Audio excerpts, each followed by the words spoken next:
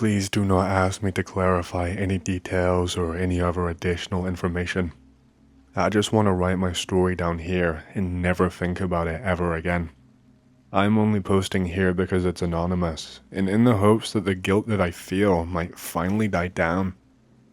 My story is going to be long and complicated, so I am going to skip over a lot of details in order to not get bogged down, but just know that nothing I am writing about was ever as quick or as simple as I explain it here. What I was involved in happened across a significant time period and took a lot of prep and planning. With that out of the way, I will tell you that many years ago, I used to be an officer for the CIA. I have long since been retired, and I do not have any of those connections anymore. I was involved in a lot of things that you might consider messed up. Surveillance on residents of the USA, medical research, that kind of thing. But this one that I'm about to tell you is what I consider the worst and most heinous. Like I said, this happened years ago, and essentially, a meteor crash landed into a remote country. I will not be sharing which one, just that it is one that is not close to the United States, and for the most part, the lower class people in the country are left to suffer and live in a lot of poverty. The United States was able to track this meteor for a little while before it crash landed, and were able to plot out a very rough set of coordinates of where it could possibly land. They managed to get the general area, although the area was fairly large. I was not a part of the project at this stage, so why they took so much interest in this meteorite and what they were planning beforehand, I have no idea. It landed in an area that was nowhere close to any nearby villages or settlements, and so they were able to send their people to analyze it and take samples. Only, it all went wrong entirely from the get-go.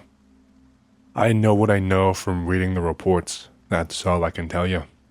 I know that one of the people that they sent in to examine and extract samples from this meteorite died right there. Something happened to his skin after spending hours there. In the reports, it was described as sizzling and turning a different color. Apparently, when he was on the floor in agony, he was losing his mind. He was describing seeing things that were not there. He kept saying that he could see these giant shadowy figures all around him. He later passed away from, I think, cardiac arrest. That is about all that I know. This is where I finally come in. This was passed over to the CIA, and my superiors had a very keen interest in this meteorite and its reported effects. They had samples extracted that they studied, but they were interested in some more human tests.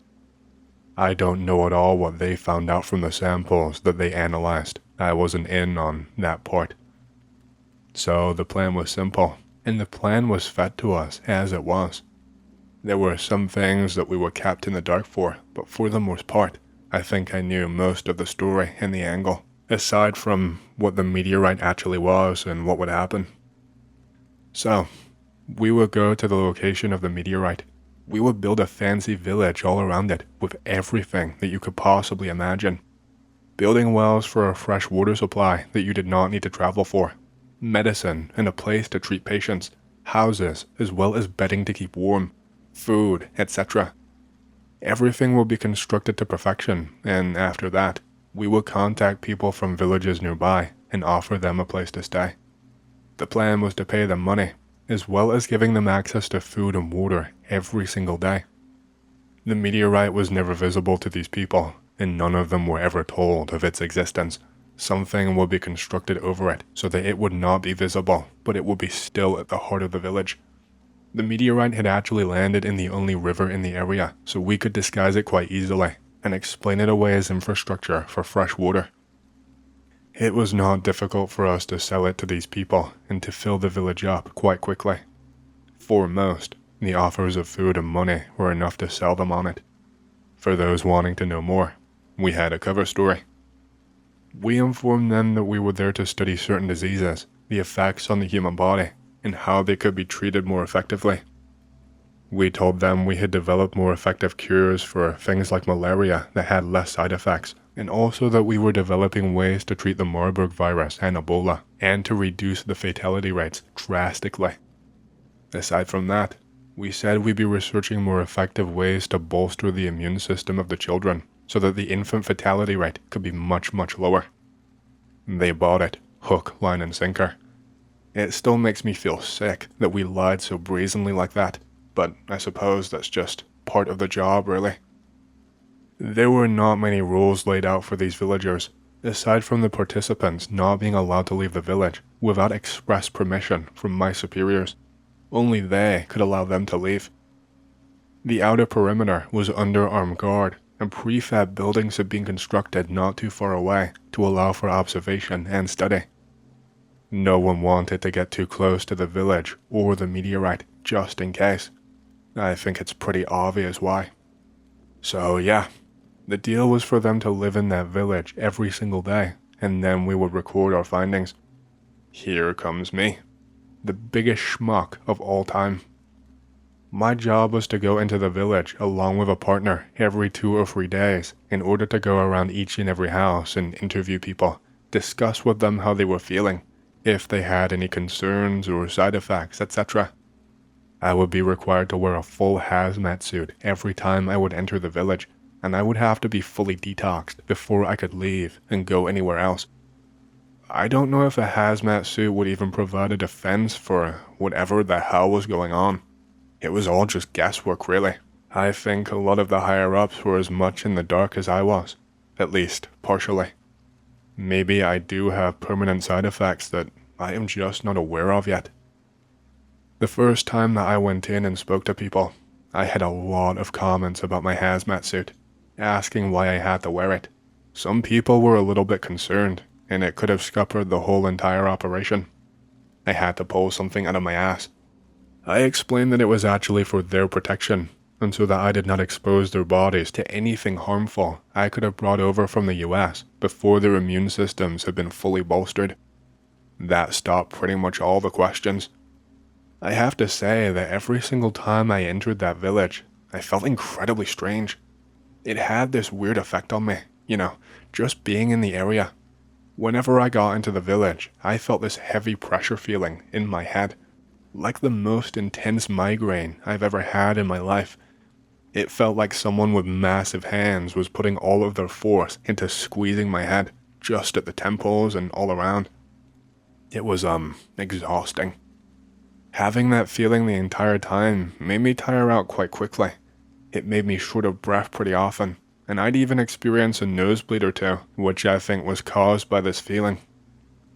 I got a lot of complaints about that feeling for the first few days that everyone lived there, but after those few days, no one seemed to mention it ever again. I tried asking about it, and people said it just went away, that they could not feel it anymore. I saw a couple of weird things too in that village that I think connected to this, but I will save that for much, much later. But yeah, first visit to the village, most people were fine, although some older man had came and talked to me about the water from the wells that we had set up. He told me that the water tasted weird, that this was much thicker than any water he had actually drank before, and that it left a sour aftertaste in his mouth that lingered for the entire day. I made up some bullshit about it being like that due to it being a freshly dug well, and that it would subside in just a few days. Like clockwork, he never mentioned it again after a few days, just like the head pressure. He said the taste went away, just like I said it would. I wonder if it was maybe because their bodies had just acclimatized to it. That first day, I went house to house and introduced myself. I made sure that people were settling in. I did this across a few days, and by the 3rd day or so, I had a sick child on my hands. His parents were distraught and begged me to take a look at him, and so I did. He was in a heap on the floor, with drool just spilling freely from his mouth. When he talked, it sounded like his mouth was full of cotton wool. I found that his tonsils were swollen up, and that there was something really seriously wrong about him. He was sporting a pretty high fever, and he was babbling absolute nonsense. He kept telling me that he could see them. I kept asking him who the hell they were, and he told me that he could see these people, but that they were not like him, that they were made of shadow. He told me that they watch us and that no one else can see them. He told me that he thinks they are angels, that they keep telling him what to do. I asked him what these angels are telling him to do, but he would not tell me. He was clearly losing his mind. I prescribed some medication for the fever and told his parents to just keep an eye on him, to make sure that he gets enough fluids and eats some food to keep his strength up. That kid passed away around a week later, and his parents blamed me. They were furious. They were ready to fight me, and I had to leave. They would not even let me have a look at the body. The father was threatening to kill me if I tried. I did not want to make a big deal of it and escalate things to an uncomfortable degree. I did not want him to end up shot, and so I left them to their grief. The father seemed to be losing it just as much as his son, telling me that I refused to help them and that now an angel had stolen their son away. Things only got worse and worse from there. I was called in pretty urgently this next time. Soldiers on the perimeter had reported a lot of shouting and some commotion, but they did not want to enter and put themselves at risk without any kind of PPE or protection. I don't recall if I already mentioned this in a previous post or not, but I usually had a partner that went into the village with me whenever I did, but we usually split up to cover all of the houses quicker. We stuck together this time. The second we got there, we could see one guy scuffling with another. There were a ton of people gathered around, but they were not really helping. It was quite weird, actually. Some people were just sat around watching, just not concerned at all. Others I could see were getting really riled up and shouting. They looked like they were about to join in at any second. And the rest of the people just kind of stood there, not with any facial expression at all. Not a single one of the people there looked scared. My partner helped me to pull this crazy guy off of the other one, but the damage was already done.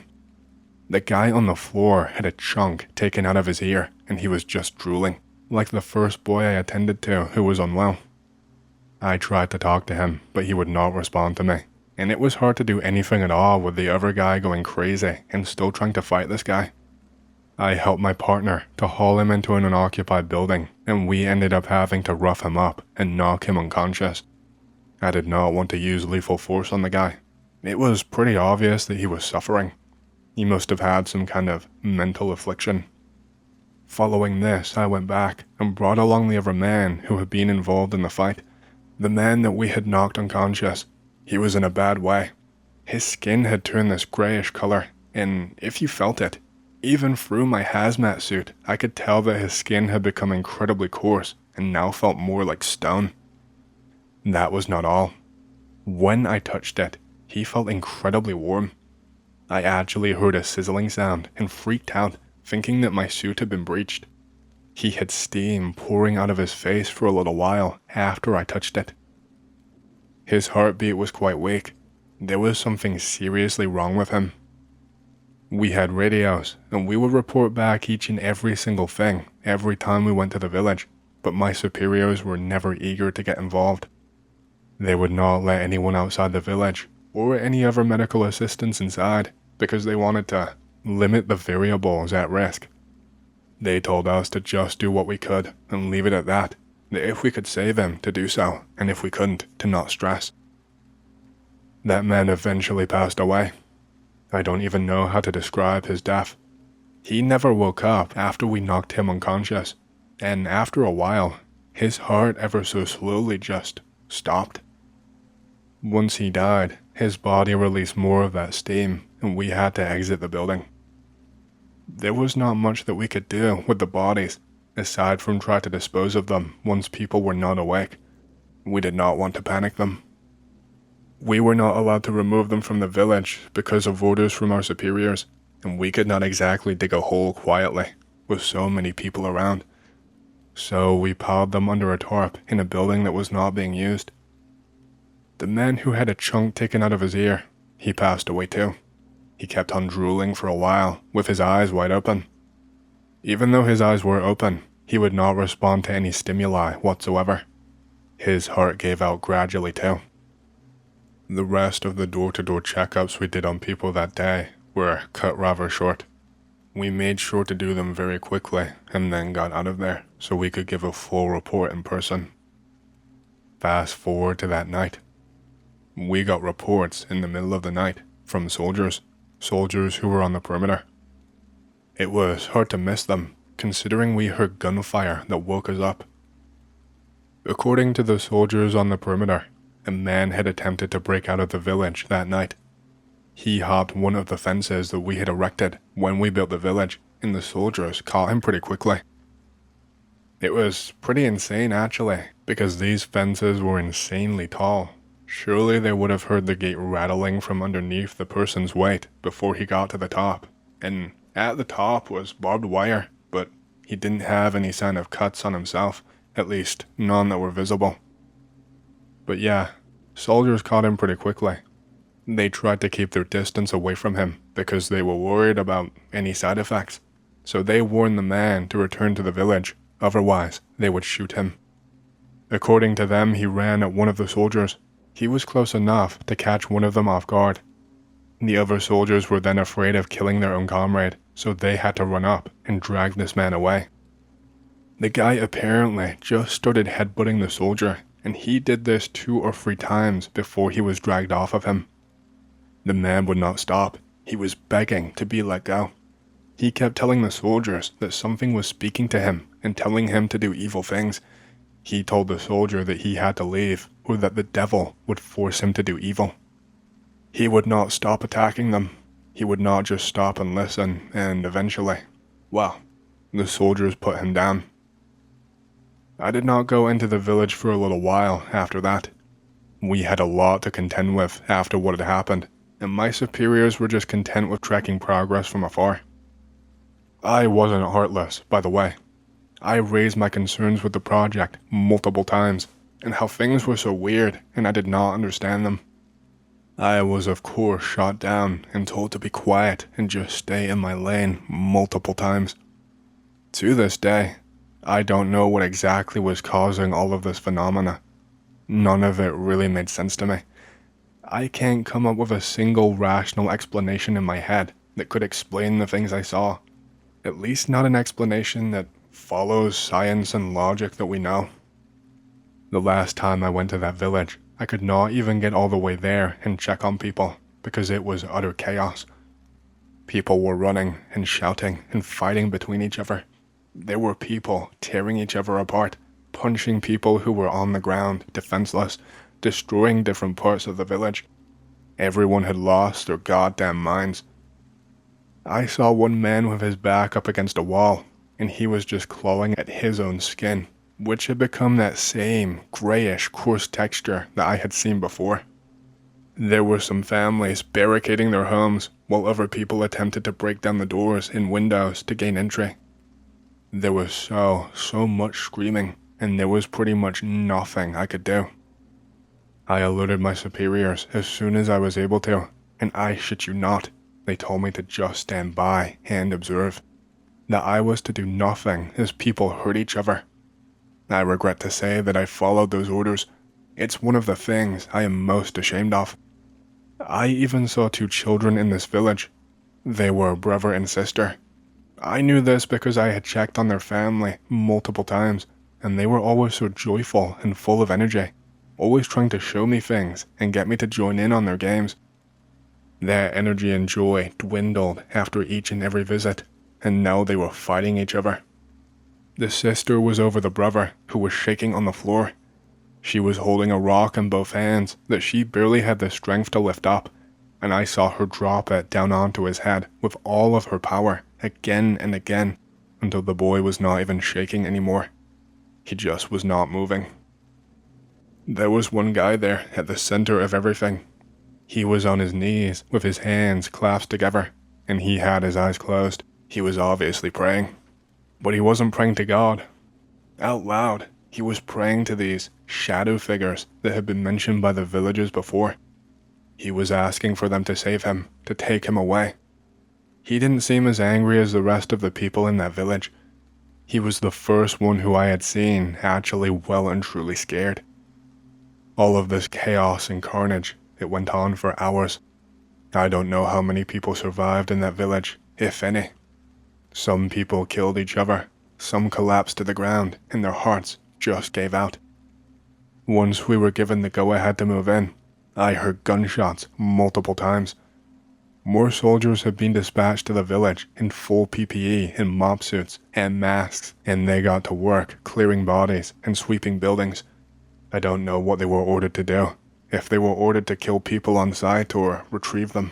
But I never saw anyone being pulled out of that village alive. I heard infrequent bursts of gunfire throughout the rest of the night. Me and my partner left as there was nothing else that we could do, and we were detoxed, and we spoke to our superiors at length and went through all of the things that you would expect. This in itself took a long time, and we were talked to at length in incredible seriousness about the things that we had seen. We did not get much in the way of an explanation, of course. Officers are, of course, bound to NDAs that last for their entire lives, so we did not have to be reminded of those. This was not even the last project that I worked on during my time. I have absolutely no idea what happened to the meteorite, whether it was covered up, whether it was destroyed, if it even could be. I'm not sure if since that day other operations like mine have been carried out. I can't give you any kind of explanation about all of the phenomena that I saw. I don't know exactly what was causing these people to die or lose their minds, whether it was something in the water that had contaminated it, a parasite perhaps, or something else entirely. I had to give multiple interviews about what I experienced, whether I had any personal side effects, etc. I told them I had no side effects whatsoever, that I experienced nothing. But I am telling you here and now that this was a lie that I told to save my own skin. Because I did have side effects, and they scared me to death. I fear that if I was involved in that project any longer than I was, and that I have to keep going into that village and being exposed to whatever they were exposed to, that I would have met the same exact fate as those village people. I remember one of the times I was there, while I was feeling that overwhelming sense of pressure inside my head, I also had this other feeling inside my body. I don't know how I know what it was, but it felt like a primal feeling. Like a deep-seated feeling I was not even aware that I had. And I don't know how I was aware that this was a primal feeling. It's like I just knew instinctually. It felt burning hot, and I knew it was a feeling of anger. I felt really angry, and I did not know why. The man that I was talking to, he just wouldn't shut up, and I hated how he smacked his lips when he spoke, and just every single little thing about this man suddenly became a source of annoyance for me. I wanted nothing more than to choke the life out of him and shut him up forever. And then when I snapped back and I realized that I was having these thoughts that weren't mine or that I didn't think were mine, I realized I was not even there anymore. I was not there stood talking to him anymore. I had already left the house and I was in a different part of the village entirely. I was on autopilot for who knows how long, walking around, while just imagining choking this man to death. I did see those shadow figures, only the once though, only near the end. They were insanely tall, maybe 10 feet tall if I had to guess. It talked to me, but not with its mouth. I could feel words being beamed into my head. It felt like my regular internal monologue, except it sounded different. It was telling me to join in. It was just standing in the middle of the village, just watching, and it kept telling me to let go and join. My partner could not see the thing, or if he could, he never mentioned it to me. I never saw a reaction on his face to anything other than the people. I never saw the shadow figure again after that. Now that I'm getting on in age, I've had a lot of time to reflect. I have a lot of problems with my lungs, and I almost died from pneumonia last winter. I've been in ill health, and I am not getting any better. I don't want to share anything else. I can't even bear to think about it. I would just like some kind of answers before I die, but I know I will not get any. I am sorry to the people that I did not help. I wish I could turn back time and make things right. I would do anything to right my wrongs. So, this story happened to me back in the summer of 2008, in a little town of Windridge, Pennsylvania. I was 13 years old at the time, and I was off from school for summer vacation. I had all of my homework done for when school got back in session, so I had all of the time in the world to just goof off. Plus, my mom and dad were out of town at this country music festival called Boar in the hills, like they go to every single year. But the added bonus this year was that I was finally old enough to stay home by myself, so I had the whole entire house to myself until they got back. It was a nice summer day. The sun was shining, a nice cool breeze was blowing, kind of refreshing really. My aunt had just brought me back home from getting a haircut and taking me to Burns Delight for lunch and ice cream. I was all dressed for the summer. A pair of black shorts, a pair of black Crocs, a white tank top, really showing off the gains I've been putting in for when wrestling season rolls around. I figured I would enjoy the day by hanging out on our front porch and playing some Mega Man ZX on my DS. It was an extra treat that my best buddy in the whole world, my cousin, got to stay with me during this too. We've been super close since forever and had a lot of similar interests. He's a bit of a stockier guy. He's a bit shy, but funnier than heck when you get to know him. He was sitting beside me on the porch swing, a bottle of Pepsi in his hand. Now, my house is in the middle of nowhere on a hill, surrounded on three sides by deep, dense woods. The only side not covered by the woods is the front, which is where our driveway snakes down the hill to the road. I was entranced in my game when my cousin jostled my arm. I looked up and asked him what it was. He pointed down at the road and asked if that was a bear or not.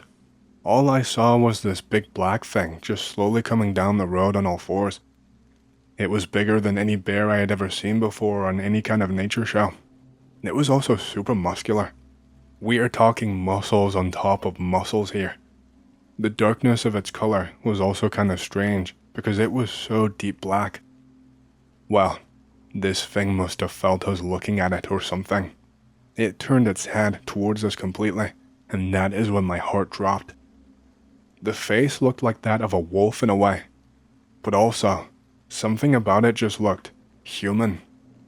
It's hard to put into words. I kept my eyes on the thing the whole entire time. It stood upright, and this thing must have been around 9 feet tall. It then just let out this human-sounding scream that drained all of the color away from my body. That's when another one of these things came running down the road. It was soon joined by another one. It was a smaller one. It came up to the larger one's shoulders. It had dark brown fur and looked more slender and female, if I'm being honest. For some reason, it had the bloody head of a doe inside of its mouth, wrapped in its razor-sharp claws, soaked in blood. The rest of the doe's body, or what was left of it rather, was missing some pretty good-sized chunks and 2 of its legs. They were just gone completely. There was barely anything left of the thing. I could not even move. I was frozen in place with fear, locking eyes with this thing. My cousin was cowering behind me, both of his hands gripping onto my shoulders as he slowly peeked over them. I could only back away slowly towards the door, along with my cousin who had the similar idea. This monster soon took off down the road, but I thought it was going to flank the house or something. That's when we booked it back inside. We spent the rest of that day running around locking doors and looking out windows to see if it would ever come back, but it didn't. We did not even dare to go near the sliding door in the living room, and we tried our hardest to pull the curtains over it without being in the eyesight of the woods as hard as possible. Okay, here's my story. One night, I am hunting wild boar on this dude's property one night. Wild boar are basically overgrown rats, which are no-nos for farmers. They are vermin. I am looking through my thermal optics at a sounder with a gigantic juicy mama, 4 adult males and 6 children. With my finger on the trigger, I slowly pull it back to be as dramatic as I can be, because I don't know, I like to feel like I was in a movie. My long-range shot hits a boar square in the head, causing it to convulse rapidly before dying. The rest of the little shits scatter over the hills and into the tree line. I down 2 of the adult males and 3 children. I go out to collect the bodies. My buddy is right behind me. I will call him Joe. We quickly load up the bodies and pick up our guns to head out so we can find the remainder of the sounder. And then Joe says, "Holy shit, Anon, holy shit," all while he's shaking my shoulder. I look up halfway before a blinding light is overhead. It's literally brighter than the damn moon because it lights up the entire area in white light. Me and Joe are starstruck. It's our first UFO sighting in our entire lives. I book it towards the truck to find a camera, rummaging through the back seats. I go back outside, take 1 picture, and then it starts moving. It was fast, but not as fast as a shooting star or a meteorite. As it moves farther away, it becomes dimmer, until it's only a tiny little white dot in the sky, blending in with the rest of the stars. It drops back into darkness for the rest of the night.